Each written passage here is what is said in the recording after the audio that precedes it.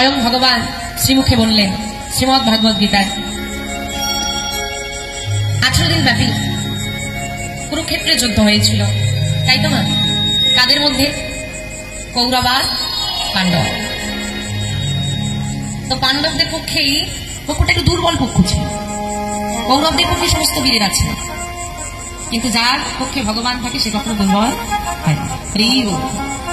এখন যুদ্ধক্ষেত্রে নেমেছে অর্জুন, সবাই নেমেছে, তো যুদ্ধ শুরু হয়েছে। অর্জুনকে বলছে তুমি বাণ নিক্ষেপ করো। অর্জুন ভগবানকে প্রশ্ন করছে কাদের বিরুদ্ধে বাণ নিক্ষেপ করবে? হ্যাঁ গো বাবা, কাদের বিরুদ্ধে বাণ নিক্ষেপ করবে? পাণ্ডবরা কাদেরকে মারবে? কৌরবদেরকে, তাই তো? কৌরবরা পাণ্ডবদের কি হয়? কৌরবরা পাণ্ডবদের কি হয়? ভাই। ভাই হয়ে ভাইকে মারবো? কার বুকে তীর চালাবো? যে আমাকে এই বুকে করে জড়িয়ে ধরে মানুষ করেছে সেই পিতামহ ভীষ্ম। তাকে মৃত্যুর কোলে ফেলে দেবো যে আমাকে কোলে পিঠে করে মানুষ করেছে? ভগবান বলছে অর্জুন তুমি ভুলে যাচ্ছ, অর্জুন তুমি ভুলে যাচ্ছ, এই জগৎ সংসারে যা ঘটে তা আগে থেকে পূর্ব রচিত হয়ে আছে, আমি তা রচনা করে রেখেছি, তুমি নিমিত্ত মাত্র। আপনি আজকে হরিবাসরে এসেছেন, আপনি ভাবছেন আমার ইচ্ছে হয়েছে আমি এসেছি, না, আপনি যে আজকে কীর্তন শুনতে আসবেন এটা আগে থেকে লেখা ছিল। পুতুল নাচ দেখেছো? আগে ভীষণ হতো, ছোটবেলায় দেখেছি, এখন দেখা যায় না, তোমরা দেখেছো? পুতুল নাচতে পারে? পুতুল নাচ কে নাচায়? ওপরে দড়ি ধরে তো একজন বসে আছে, সে যেদিকে যেমন ভাবে নাচাবে তেমন তো কোমরটা বাঁকাতে হবে নাকি? তো আমরা তো পুতুল, আমরা কি আর নাচতে জানি? ওপরে দড়ি ধরে একজন বসে আছে, সে যেদিকে যখন বাঁকাবে সেদিকে তোমাকে তখন বাঁকতে হবে, ঘুরতে হবে, নাচতে হবে। এখন অর্জুন আর কিছু নেই, ওই যে অস্ত্র ত্যাগ করলো, অস্ত্র ধারণ করছে না, ওইখানে ওই যুদ্ধক্ষেত্রে অর্জুনকে উদ্দেশ্য করে অর্জুন মায়াবদ্ধ হয়ে গেছে, আমার ভাই, আমার বাবা, আমার মা, আমার ইত্যাদি ইত্যাদি ইত্যাদি।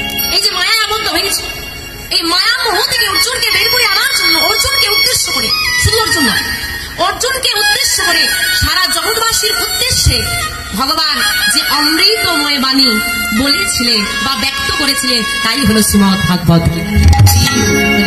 সেই শ্রীমদ্ ভাগবত গীতায় ভগবান বললেন ওমা এই জগৎ সংসারে আমরা সব থেকে বড় কাকে মানি? ভগবান। সেই ভগবান বলছি আমার হইতে আমার নাম বড়, ইয়ার নাম হইতে আমার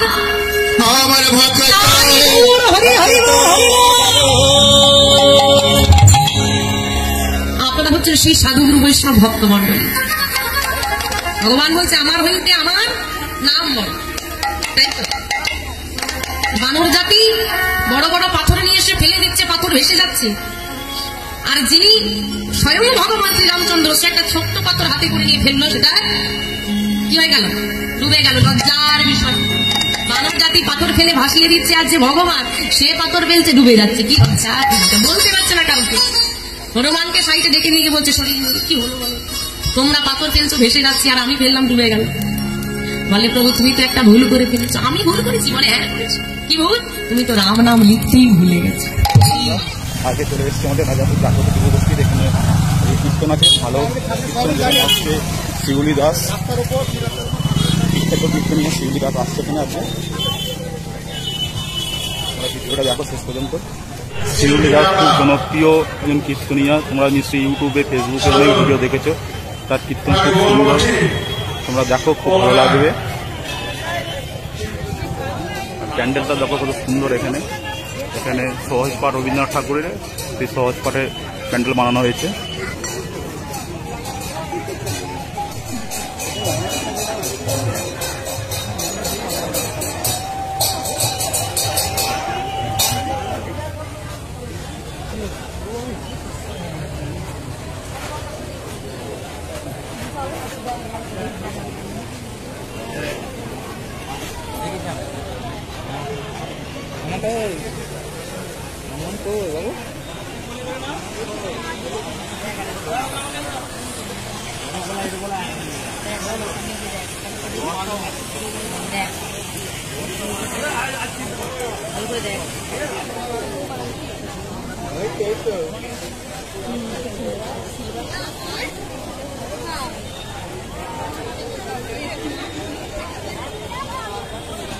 এখানে সবাই অপেক্ষা করে আছে শিউলি দাসের জন্য, কখন উঠবে স্টেজে।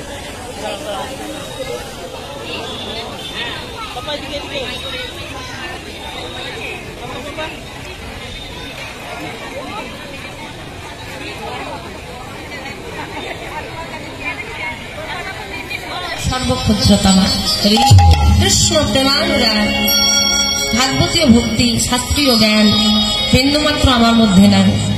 তাই আপনাদের মতো ভক্তমন্ডলীর সম্মুখে দাঁড়িয়ে গোবিন্দ কথা আমি বর্ণনা করব, সেই ক্ষমতা, সেই সামর্থ্য, সেই আমার সাহস নাই। তবু আপনারা আশা নিয়ে এসেছেন গোবিন্দের কথা স্মরণ করবেন। আমি অনেক আশা নিয়ে এসেছি, যৎকিঞ্চিত হলেও আপনাদেরকে হয়তো বলতে পারবো। জানি না কতটুকু বলতে পারবো, সবই আপনাদের উপর নির্ভর। কারণ আমার কথা নয় বাবা, স্বয়ং ভগবান শ্রীমুখে বললেন শ্রীমদ্ ভাগবত গীতায় 18 দিন ব্যাপী কুরুক্ষেত্রে যুদ্ধ হয়েছিল, তাই তো না? তাদের মধ্যে কৌরব আর পাণ্ডব। তো পাণ্ডবদের পক্ষেই পক্ষটা একটু দুর্বল পক্ষ ছিল, কৌরবদের পক্ষে সমস্ত বীরেরা ছিল। কিন্তু যার পক্ষে ভগবান থাকে সে কখনো দুর্বল হয় না। এখন যুদ্ধক্ষেত্রে নেমেছে অর্জুন, সবাই নেমেছে। তো যুদ্ধ শুরু হয়েছে, অর্জুনকে বলছে তুমি বাণ নিক্ষেপ করো। অর্জুন ভগবানকে প্রশ্ন করছে কাদের বিরুদ্ধে বাণ নিক্ষেপ করবে? হ্যাঁ গো বাবা, কাদের বিরুদ্ধে বাণ নিক্ষেপ করবে? পাণ্ডবরা কাদেরকে মারবে? কৌরবদেরকে, তাই তো? কৌরবরা পাণ্ডবদেরকে হয়, কৌরবরা পাণ্ডবদের কে হয়? ভাই। ভাই হয়ে ভাইকে মারবো? কার বুকে তীর চালাবো? যে আমাকে বুকে করে জড়িয়ে ধরে মানুষ করেছে, সেই পিতামহ ভীষ্ম। কাকে মৃত্যুর কোলে ঠেলে দেবো? যে আমাকে কোলে পিঠে করে মানুষ করেছে। ভগবান বলছে অর্জুন তুমি ভুলে যাচ্ছ, অর্জুন তুমি ভুলে যাচ্ছ এই জগৎ সংসারে যা ঘটে তা আগে থেকে পূর্ব রচিত হয়ে আছে, আমি তা রচনা করে রেখেছি, তুমি নিমিত্ত মাত্র। আপনি আজকেই হরিবাসরে এসেছেন, আপনি ভাবছেন আমার ইচ্ছে হয়েছে আমি এসেছি, না, আপনি যে আজকে কীর্তন শুনতে আসবেন তা আগে থেকে লেখা ছিল। পুতুল নাচ দেখেছো? আগে ভীষণ হতো, ছোটবেলায় দেখেছি, এখন আর দেখা যায় না। তোমরা দেখেছো? পুতুল নাচতে পারে? পুতুল নাচ কে নাচায়? ওপরে দড়ি ধরে তো একজন বসে আছে, সে যেদিকে যেমন ভাবে নাচাবে তেমন তো কোমরটা বাঁকাতে হবে নাকি? তা আমরা তো পুতুল, আমরা কি আর নাচতে জানি? ওপরে দড়ি ধরে একজন বসে আছে, সে যেদিকে যখন বাঁকাবে সেদিকে তোমাকে তখন বাঁকতে হবে, ঘুরতে হবে, নাচতে হবে। এখন অর্জুন আর কিছুতে ওই যে অস্ত্র ত্যাগ করলো, অস্ত্র আর ধারণ করছে না। ওইখানে ওই যুদ্ধক্ষেত্রে অর্জুনকে উদ্দেশ্য করে অর্জুন মায়াবদ্ধ হয়ে গেছে, আমার ভাই, আমার বাবা, আমার মা, আমার ইত্যাদি ইত্যাদি ইত্যাদি।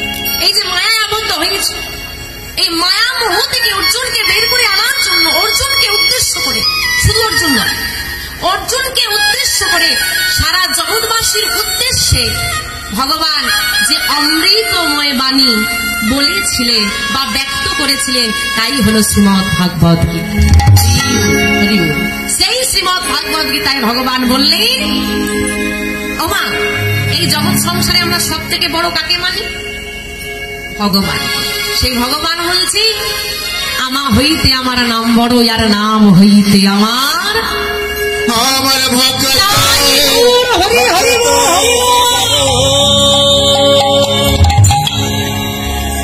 আপনারা হচ্ছেন সেই সাধুগুরু বৈষ্ণব ভক্ত মন্ডলী।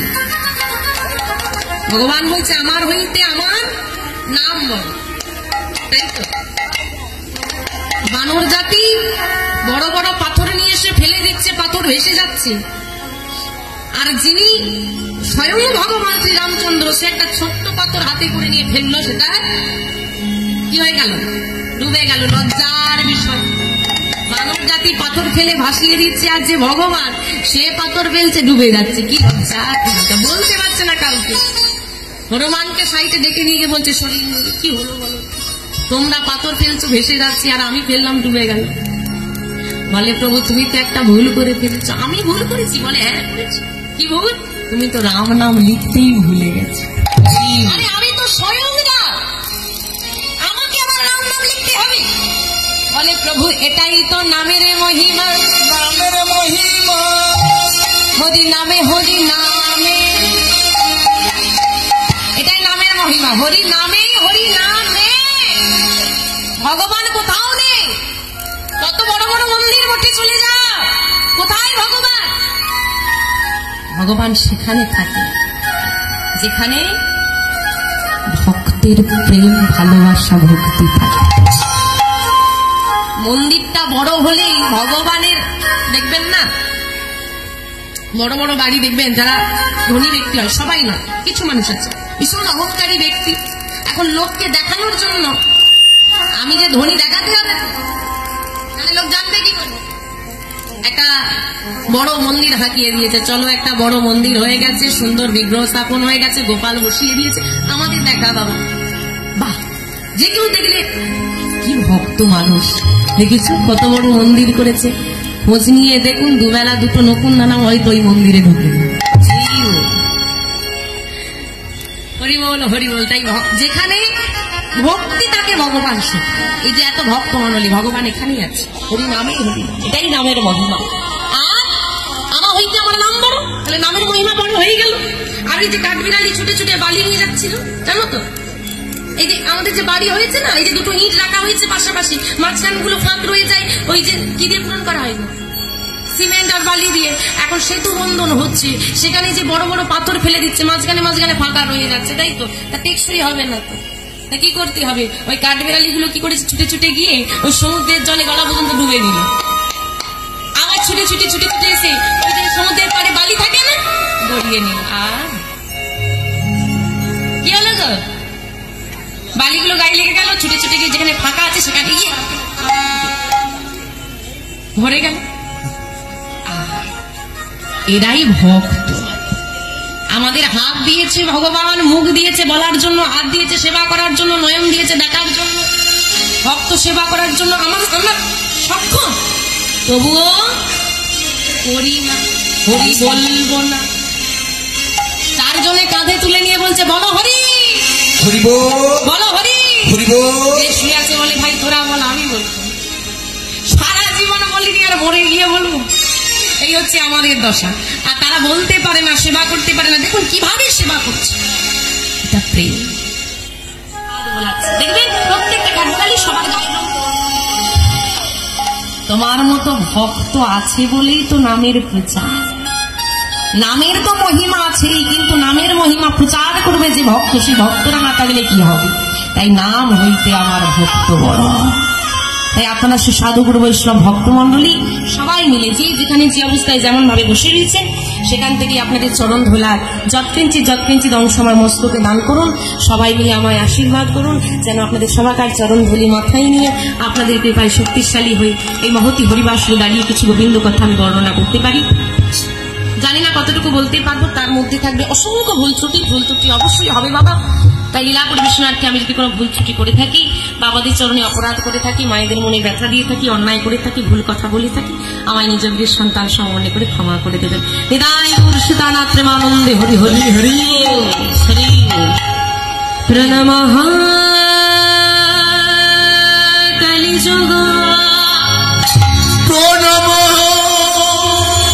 কলিযুগ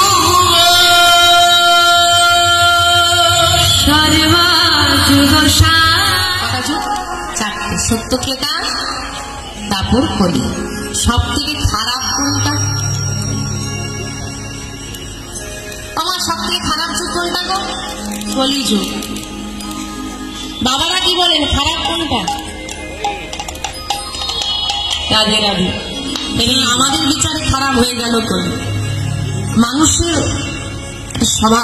সবার নয়, ব্যতিক্রম অবশ্যই আছে। যখন মানুষ ছোট থাকে, কোনো কাজ শুরু করছে, যে মানুষটা তাকে হাতে ধরে উন্নতির পথে নিয়ে যাবে, দেখবেন সেই মানুষটা এক জায়গায় প্রতিষ্ঠিত হওয়ার পর যে হাত ধরে তুললো তাকেই আগে ভুলে যায়, তাই না? আমাদেরও দোষ সেই রকম, যার খাই যার করি, যে যুগে বসবাস করি তাকেই বলি খারাপ। খারাপ কতটা খারাপ? পদকর্তা তুলসীদাস কলম দিচ্ছেন কলিযুগ কেমন। কলিযুগের বর্ণনায় তিনি লিখছেন, সচ कहे तो मारे लखा झुका जगत भुलावे रे गोरस गली गली घूमे भाई रे सुरा वही ठनो बिकाए रे